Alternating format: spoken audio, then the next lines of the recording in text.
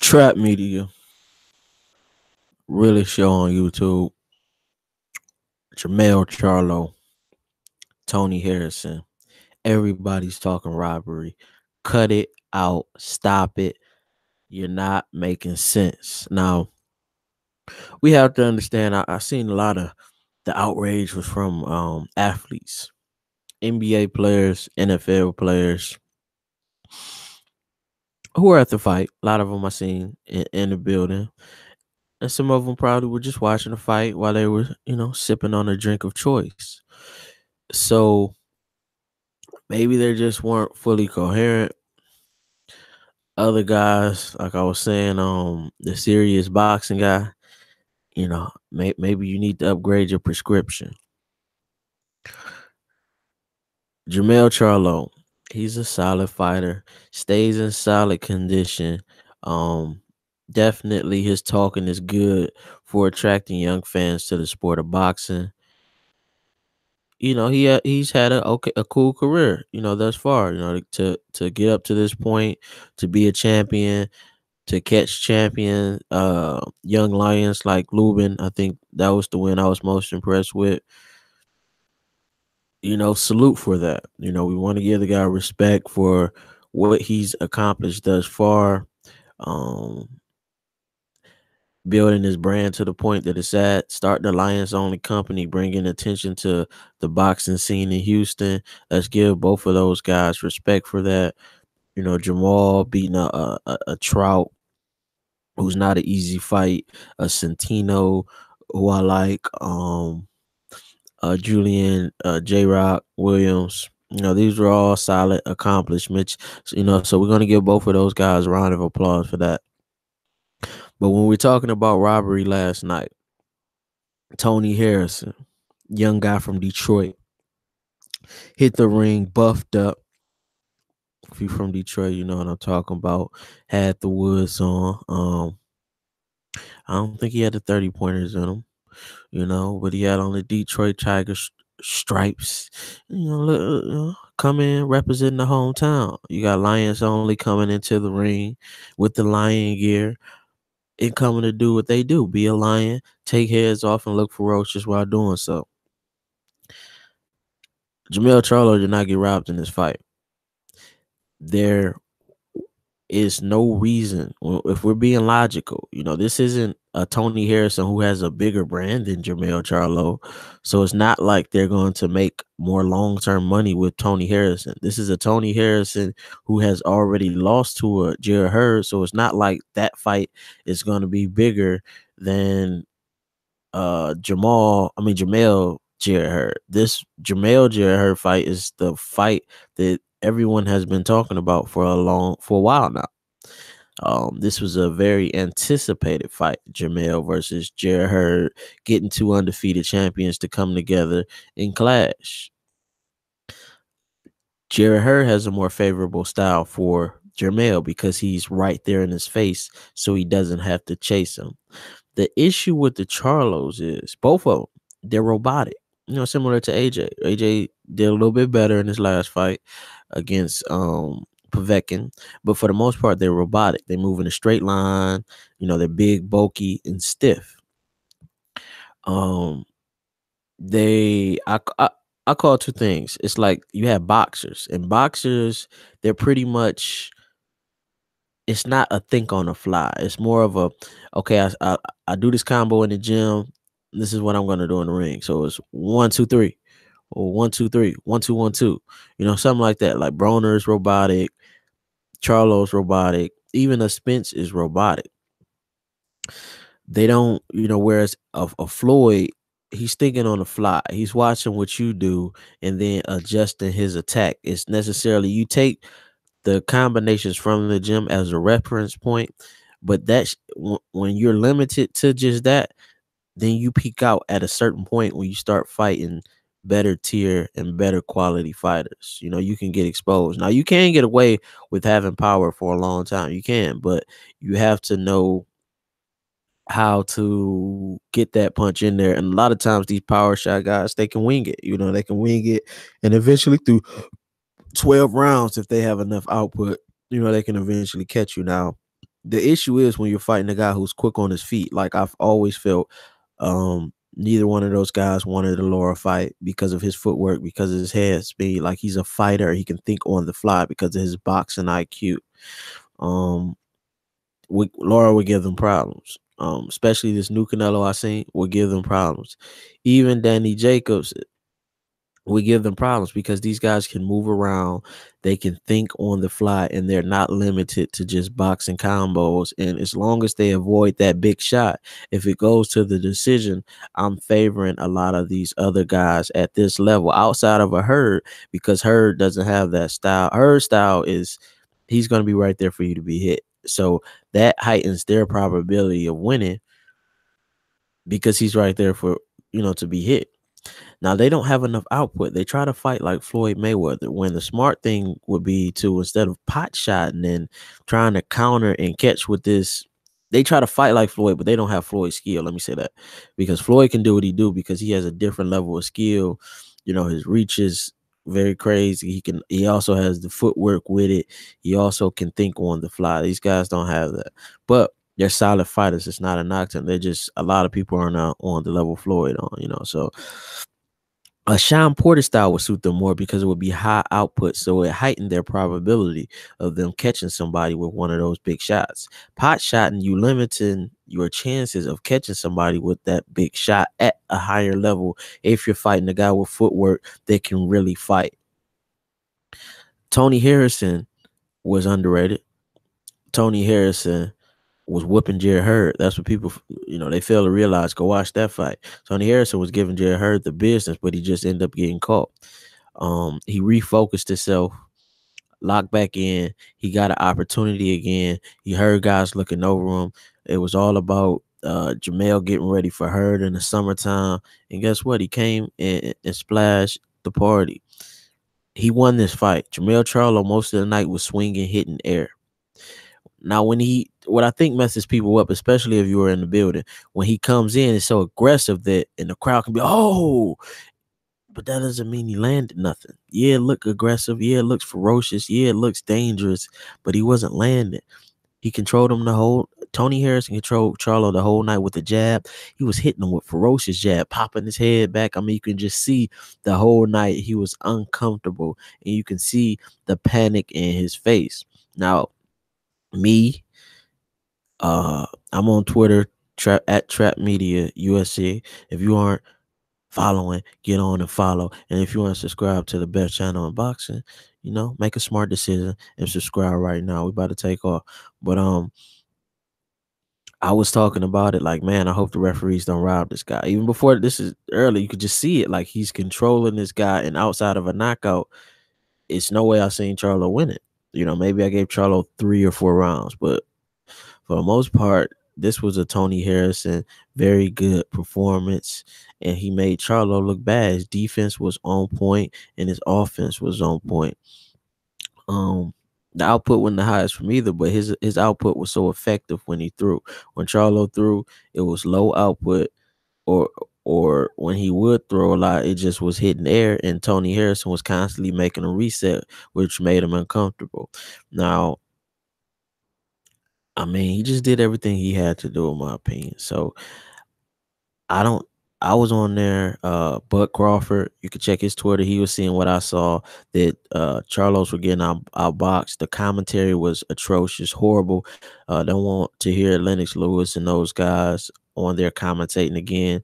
We can't do that when a young underdog is coming in there to try to sway it, because they must have felt like Harrison was going to get robbed too. And I really want to applaud the judges for coming in there and doing the right thing. Charlo did not win that fight, and they didn't let the investment get in the way of making the honorable decision, making the decision with integrity. 3 judges are not going to rob a Charlo. It makes more financial sense for the PBC to give it the other way to Charlo, because they've invested more in the Charlos. Look at the build up. Look at most of the interviews and stuff like that. Look at all of this stuff throughout the years. They have been building up the Charlos to be that force at 54 and 60. They are one of the biggest in their demographic, if not the biggest. They hang with all the stars. They are in pop culture. The Charlos were shifting the culture.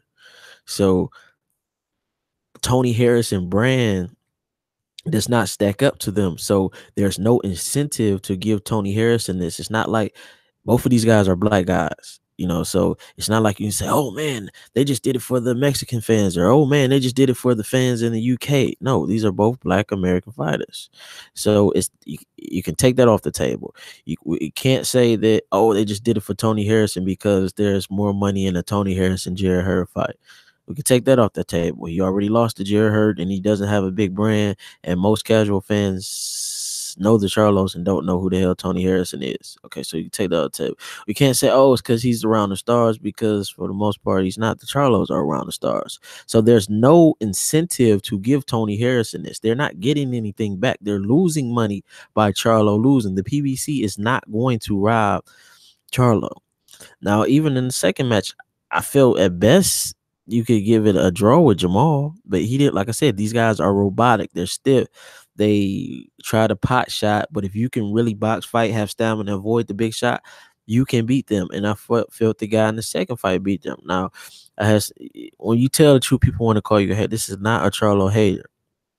I salute the Charlos for what they've done in their career, as I started out doing, but last night just wasn't their night, and the guy Kaborval, whatever his name was, he deserves a rematch, because I felt at worst he had a draw, but I definitely would. I think he won the fight. So I don't. I'm assuming a lot of people who are saying robbery and all of this stuff, maybe we're drinking, maybe it's the bias because you feel more attached and connected to Charlo, or maybe because historically you've been putting out, it's more so I noticed the fans, so if you have a group that have been against the Charlos and you've been for the Charlos, now it's kind of like egg on your face if the Charlo go out and have a performance like this.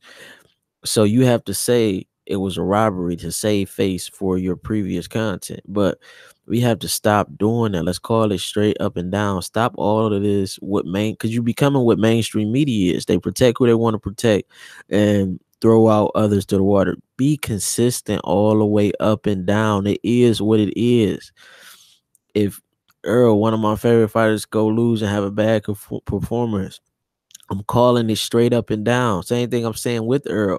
He's similar to the Charlos in his robotic approach, but what separates him from the Charlos is he adds a body attack. He's not just head hunting, chasing the knockout. So he's constantly scoring with the body work, something that the Charlos need to add.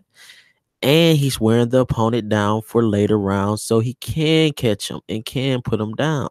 So he wears his opponents. The Charlo needs to pay attention to that if they want to stick in the style that they fight in.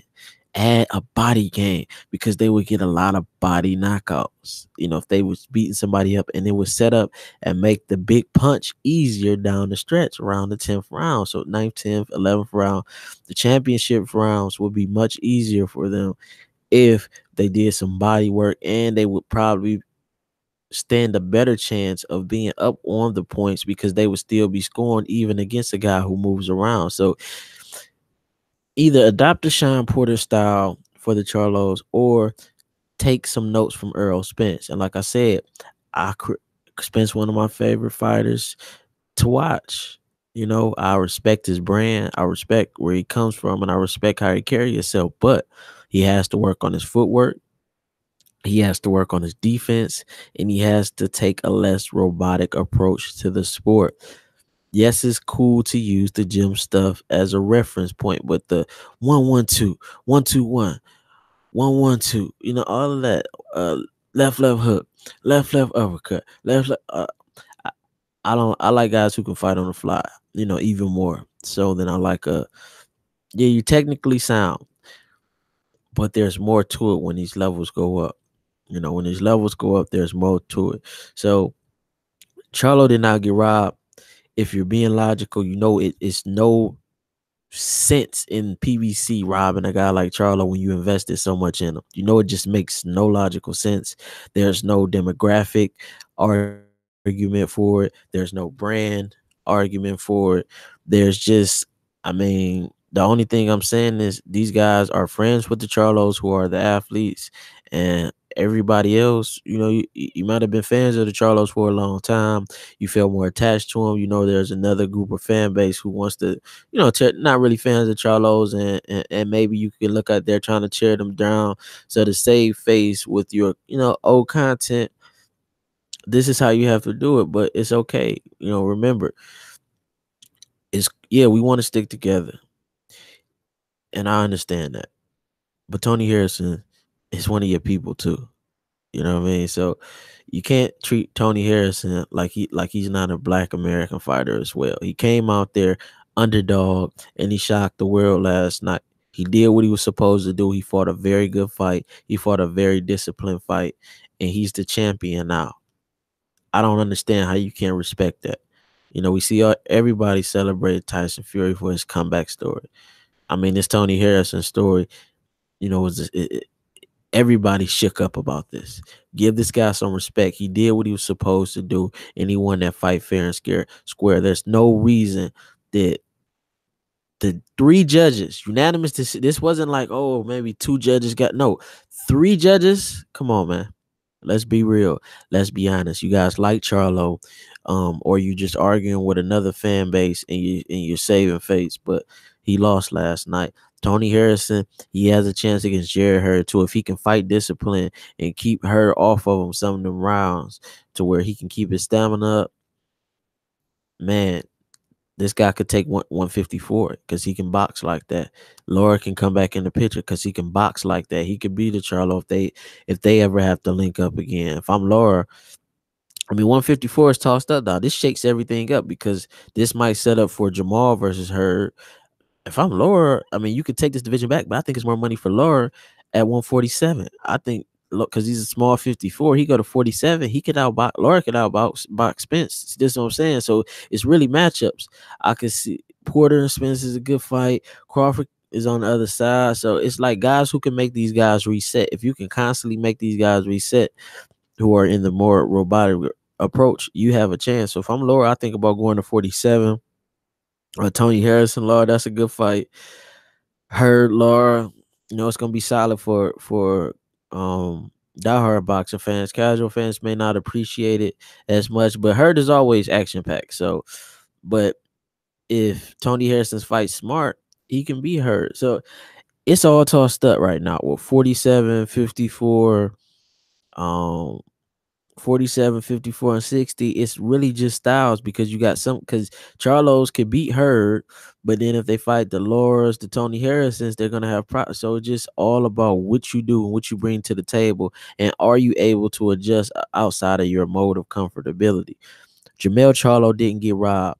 I understand you guys like him, but let's give this guy Tony Harrison some respect. Shout out to Detroit. You got a champion. He's going to bring a fight back to Detroit.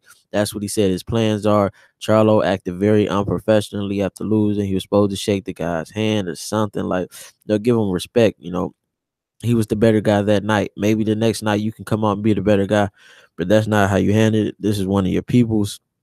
Yeah, you feel bad for losing, but you got to give that guy respect because on that night, he was the better man. Shout out to Tony Harrison. Carried yourself the right way, conducted yourself in the post fight. You was trying to be respectful. Say he gave you the opportunity and you wanted to reciprocate that energy. He disrespected you. Now you're trying to move on to Jared Hurd, and that's understandable. Do your thing, get your money. I look forward to the fight in Detroit. I know that's gonna be a show. We know how you do it out there. Lot of buffs gonna be in the building. It's gonna be a lot of money in the building. It's gonna be a lot of Detroit celebs in the building. So that's gonna be a movie. I'm definitely gonna be tuned in to that. Tony Harrison, stay focused. Don't let the haters get to you. PBC judges, you made the right call. Thanks for not letting money sway you from making the honorable decision. Trap Media, subscribe. Realest channel in boxing. They gonna put something on it. We gonna give it to you raw. I'm out.